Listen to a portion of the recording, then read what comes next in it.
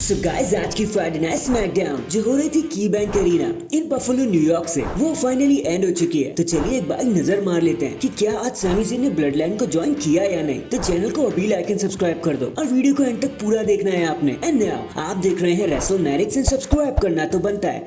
तो शो की धमाकेदार स्टार्टिंग होती है दी ओजी ब्लड लाइन से, जहाँ सारे मेंबर्स रिंग में जमा हो जाते हैं और सबसे पहले जे उसो बोलते हैं कि भाई देखो बहुत सारी मिसअंडरस्टैंडिंग चल रही है हमारे ग्रुप के अराउंड, तो अगर रोमन तुम सुनना चाहो तो चलो सब ठीक कर लेते हैं। जिसके बाद सैमी ज़ेन भी वहाँ पर आ जाते हैं और वो कहते हैं देखो भाई क्राउन जूल में जो भी हुआ वो बस एक गलती थी, मिसअंडरस्टैंडिंग थी। मैं सिर्फ जे उसो के लिए वहाँ पे आया था और इससे ज्यादा कुछ नहीं। बट हाँ, मैं इतना भी जरूर कहूंगा कि जब हम सब सोलो सिकोवा को घेर कर खड़े थे ना, तो मुझे बहुत स्पेशल वाली फीलिंग आई एक पल के लिए। और मैं जानता हूँ हम सभी को वो कनेक्शन फील हुआ होगा। लेकिन रोमन, अगर तुम चाहते हो कि हम सब मिलके एक साथ एक यूनिटी में काम करें तो प्लीज आप माफी मांगो, मुझसे नहीं लेकिन जे उसो से। तो रोमन कहते हैं कि भाई माफी मांगो।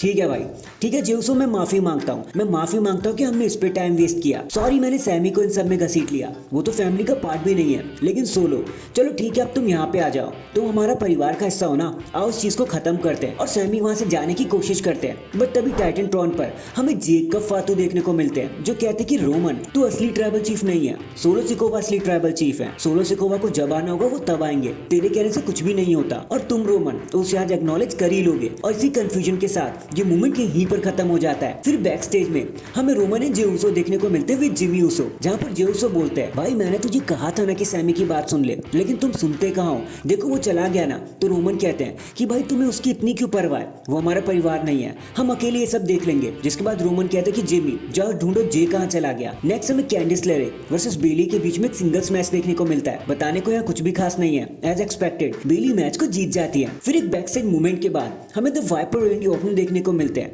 जो रिंग में आते हैं और गुस्से में कहते हैं कि भाई क्राउन जूल में जो हुआ वो तो सिर्फ एक शुरुआत थी, चलो ओवेंस यहाँ आ जाओ, इस किस्से को हमेशा के लिए खत्म करते हैं। जिसके बाद केविन ओवेंस स्लोली चलते हुए रिंग में आ जाते हैं और ऑर्टन एंड ओवेंस के बीच में एक घमासान शुरू हो जाता है। सारी ऑफिशियल्स इन्हें रोकने की कोशिश करते हैं लेकिन इसका कुछ खास फायदा हो नहीं पाता। बट इन दी एंड ये कॉल आउट ऑर्टन पर ही भारी पड़ जाता है। केविन ऑर्टन को बहुत बुरी तरह मारते हैं, उनको एक अपर हैंड मिलता है और आज ऑर्टन को हॉस्पिटलाइज भी होना पड़ता है। जिसके बाद कोडी रोड्स वहां पे आके स्ट्रेचर की हेल्प से उन्हें एम्बुलेंस में डाल रहे होते हैं। नेक्स्ट हमें DIY वर्सेस प्रीटी डेडली के बीच में टैग टीम मैच देखने को मिलता है और सिर्फ 5 मिनट के अंदर टमासो चैंप इस मैच को यहीं पर खत्म कर देते हैं। फिर एक बैक स्टेज मूवमेंट के बाद हमें एक और टैग टीम मैच देखने को मिलता है between Jade Cargill and Bianca Blair versus Nia Jax and Tiffany Stratton. And इस मैच में भी वही हुआ जहां आप सब सोच रहे हो, एक KOD लगाकर Jade Cargill and Bianca Belair as expected match को जीत जाती है। बताने को यहाँ कुछ भी स्पेशल नहीं है। इसके बाद हमें motor City machine guns versus A town down under के बीच में एक और टैग टीम मैच देखने को मिलता है which was so okay.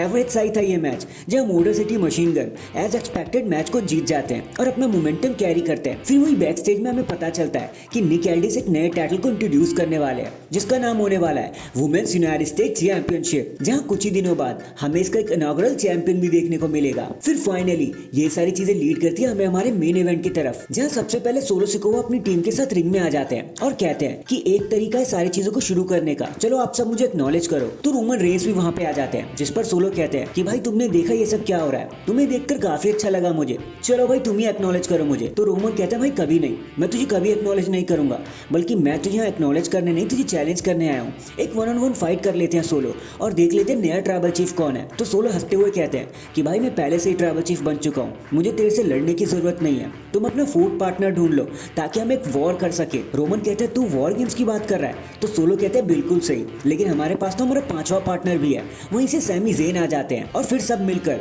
Roman को मारने की कोशिश करते हैं। फिर जे उसो और जिमी उसो रोमन को बचाने के लिए आते हैं, लेकिन सैमी ज़ेन अपनी जगह से एक इंच भी नहीं हिलते। लेकिन थोड़ी देर बाद सैमी ज़ेन भी रिंग में आ जाते हैं और सोलो ने डिक्टेट करते हुए कहते हैं कि रोमन रेंस को मारो। सैमी ऐसा नहीं करते और वो उल्टा सोलो को ही अपनी किक मार देते हैं। फिर सारे मिलकर सोलो एंड कंपनी को खदेड़ देते हैं। जिसके बाद फाइनली हमें ओजी ब्लड लाइन का रीयूनाइट होना दिखाई देता है और सारे फिंगर रेस करते हैं पहले की तरह। एंड डैंग, इसी के साथ हमारी आज की फ्राइडे नाइट स्मैकडाउन यहीं पर खत्म हो जाती है। वैसे आपको आज के लैकलस्टर शो के बारे में क्या कहना था, कमेंट करके जरूर बताना। एंड अगर चैनल पर नए हैं तो चैनल को अभी लाइक एंड सब्सक्राइब कर दो। बाकी मैं मिलता हूँ आपसे किसी और अपडेट के साथ, तब तक के लिए अपना ख्याल रखें और खुश रहें।